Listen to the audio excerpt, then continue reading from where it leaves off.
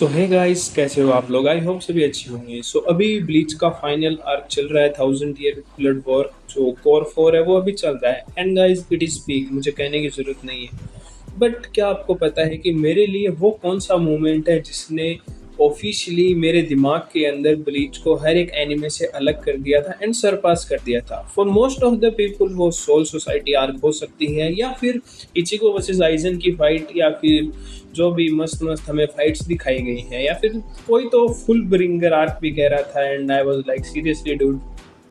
But in सब को हम साइड में रखते हैं और आज मैं आपको बताने वाला हूँ वो एपिसोड जिसने ब्लीच को मेरे लिए सबसे टॉप के ऊपर खड़ा किया था। And the name of that episode is the blade is me.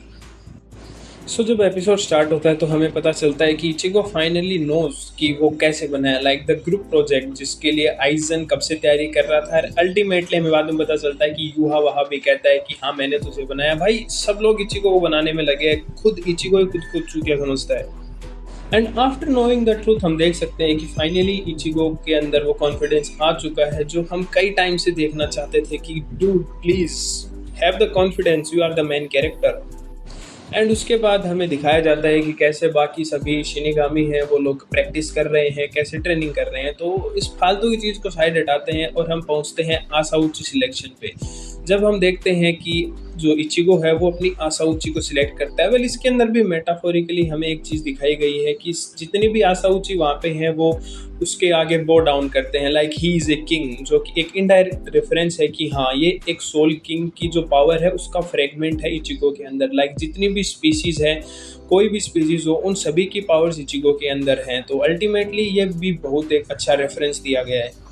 And बहुत से लोग पता नहीं डिसएग्री करेंगे, but I really think Bleach बहुत ही पोइटिक है। Like 1000 year blood war god तो रियली बहुत ही पोइटिक है, बट स्टार्टिंग से ही Bleach has been a real poetic. अब हम एपिसोड को डिस्कवर करते हैं एंड मैं बताता हूँ कैसे ये पोइटिक है। वेल, जब ओएत्सु जो कि जान पाकुतो क्रिएटर है वो इचिगो की जान पाकुतो को बना रहा होता है, तो हमें दिखाया जाता है कि वो इचिगो को डायरेक्टली बताता है कि भाई थोड़ा सोच कि ये जो चूतिया फैंडम है इनको भी पता चल चुका है कि तेरे अंदर जो पावर है वो किसका फ्रेगमेंट है, थोड़ा सा दिमाग तू भी लगा। एंड फाइनली वो रियलाइज करता है कि जिसको इचिगो ने जानगेत्सु समझ रखा था वो एक्चुअली जानगेत्सु नहीं है, वो एक पावर है या फिर वो एक इमेज है।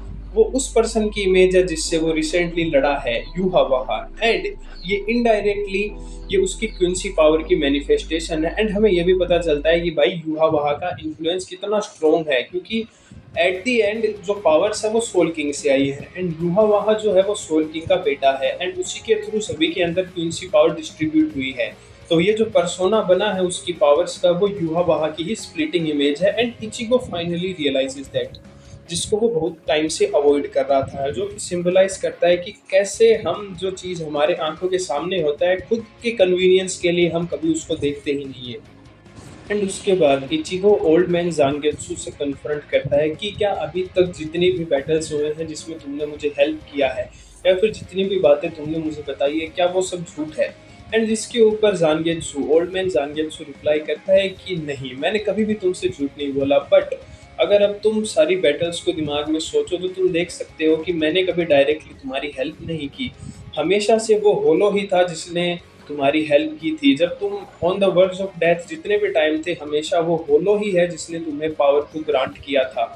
बट ओल्ड मैन जानियात्सु कहता है कि मैं कभी भी तुम्हें शिनिगामी बनने देना ही नहीं चाहता था, विच सिंबलाइजेस कि जो क्विंसी है एंड जो सोल रिपर है वो कैसे एक दूसरे को कॉन्ट्राडिक्ट करते हैं, कैसे उनकी पावर एक दूसरे के एकदम पोलर ऑपोजिट है।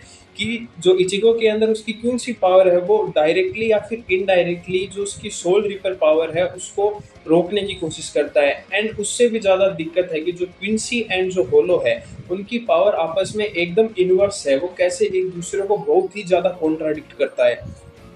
एंड ओल्ड मैन जानगेत्सु बताता है कि मैंने बहुत ट्राई की कि तुम सोल रिपर ना बनो, क्यों? क्योंकि मैं तुम्हें सेफ देखना चाहता हूँ। लेकिन उसके बावजूद वो कभी भी होलो की पावर या फिर जो सोल रिपर है उसकी पावर को कभी भी सप्रेस नहीं कर पाया एकदम पूरे तरीके से। तो इसको आप कुछ ऐसे मान लो, एक तो फैक्ट है कि ये इसकी पावर्स है like hollow and Quincy power, but ultimately वो पावर्स तो इचिगो की ही है ना। वेल, ये हमारे दो तरीके के मन को दिखा सकता है कि कैसे हम किसी एक चीज़ को सपोर्ट करते हैं, एट द सेम टाइम हमारे मन में हमेशा डाउट आता है क्या मुझे उसे सपोर्ट करना चाहिए या नहीं। तो यहाँ पे भी जो क्विंसी पावर है वो कभी सोल रिपर बनने नहीं देना चाहता था, बट इचिगो ऐसे सर्कमस्टांसेस में था या ऐसी उसके पास चॉइस थी कि वो बने या ना बने, but he still chooses the people he wanted to protect, and वो उसने शिनिगामी की पावर्स को एक्सेप्ट किया। एंड जैसे जैसे इवेंट फोल्ड होते गए, एंड फाइनली जो हमारा ओल्ड मैन जांगेत्सु है वो भी ये एक्सेप्ट कर लेता है कि yes, Ichigo will be a soul reaper, and he finally accept that, and he is happy to see the growth of Ichigo। And man यहाँ पे जो मोमेंट आता है ना, वो जो ब्लीच की ट्रैक जो ओएसटी बजती है एंड साथ में जो ओल्ड मैन जांगेत्सु है वो अपनी ब्लेड को छोड़ता है, it is literal goosebumps moment भाई। एंड उसके बाद हम देखते हैं कि Ichigo old man Zangetsu and hollow से डायरेक्टली कहता है कि आई डोंट केयर कि तुम में से कौन सी पावर क्या है, बट तुम दोनों रियल हो, तुम दोनों ही मेरे लिए मेरी असली पावर हो। एंड फाइनली वो अपनी पावर्स को एक्सेप्ट करता है। लाइक अब तक अभी ऐसा चल रहा था कि इचिगो, आप सपोज करो आपके पास दो स्वॉर्ड्स है और आप अपनी स्वॉर्ड्स को कह रहे हो कि जा भाई जाके लड़ ले, but at the final time आज इचिगो ने रियलाइज कर लिया है कि जो पावर है, जो स्ट्रेंथ है वो मेरे अंदर से आती है, जो स्वॉर्ड्स है वो खाली एक टूल है मेरे लिए अपनी पावर को दिखाने का। And finally Ichigo realises that, and this is a very symbolic and poetic moment for me. I don't know आपको समझ आ रहा हो या नहीं हो, but I literally had goosebumps at this point. And उसके बाद ज़ांगपाकु तो बन जाती है, एंड हमें देखने को मिलती है कि इचिगो के पास दो स्वॉर्ड्स हैं, दो ज़ांगपाकु तो है, एंड इचिगो सही था। जो दोनों ही पावर है, जो दोनों ही मैनिफेस्टेशन है, वो एकदम से सही है।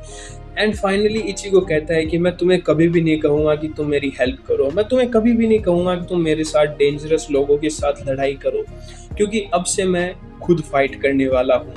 And finally Ichigo realises that the power is always within him, and he says thank you Zangetsu।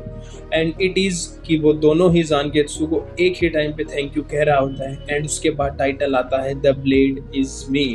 And finally Ichigo realises कि उसका पोटेंशियल क्या है, एंड उसी के साथ भाई तुम लोग भी रियलाइज करो कि तुम्हारे अंदर कितना पोटेंशियल है, तुम क्या कर सकते हो। अपने जो दोनों मन है, जो दो तरफ चल रहे हैं, उनको एक में लगाओ भाई, एंड भाई चोद दो भाई, सब कुछ चोद दो दुनिया को, तुम सब कुछ कर सकते हो, you are the best brothers. So थोड़ा फ्लो में बह गया था, बट बोलना भी ज़रूरी था। मेरे लिए ये जो एपिसोड था वो आई थिंक ब्लीच का सबसे बेस्ट एपिसोड होगा। इससे पहले भी हमें बैक स्टोरी दिखाई गई थी इशिन एंड मसाकी की, and that was really the one of the best love story जो मैंने देखी है। तो मैं फाइनली कह सकता हूँ कि भाई जो लोग डाउट करते हैं कि ब्लीच बिग 3 में आएगा नहीं आएगा, आई एम लाइक सीरियसली निगा, तुम्हें सीरियसली लगता है कि ब्लीच ये डिजर्व नहीं करता भाई? भाई अगर तुम्हें कोई और एनिमे इसको अच्छा लगता है तो भाई तुम गधे हो भाई, अकल नहीं है तुम्हारे अंदर। ब्लीच एक ऐसा एनिमे है जिसने एक जनरेशनल रन के ऊपर है भाई। अब जो इसका फाइनल आने वाला है, आई गेस तुम लोग इंतजार तो नहीं कर सकते। मैंने तो मांगा पढ़ी है, but still I am waiting भाई। तो कमेंट में मुझे बताइएगा कि आप लोगों को ये एपिसोड कैसा लगा। So thanks for watching this video guys.